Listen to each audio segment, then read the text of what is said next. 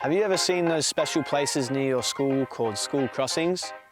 They're set up so you and everyone going to the school have a safe spot to cross the road, especially when traffic is busy during drop-off and pick-up times.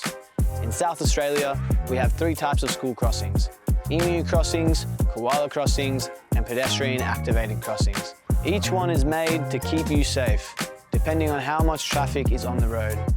But the most important thing, using them correctly every time. Here's how you can stay safe. Walk along the safest route to school with your grown-up. When you get to the crossing, remember, stop, look, listen, think.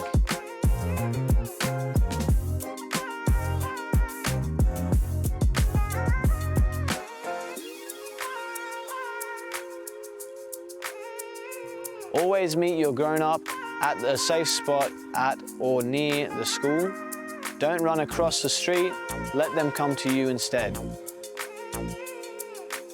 And if you ride your bike, scooter or skateboard, make sure you wear a correctly fitted helmet, avoid distractions like music or headphones, get off and walk your bike or scooter across the road.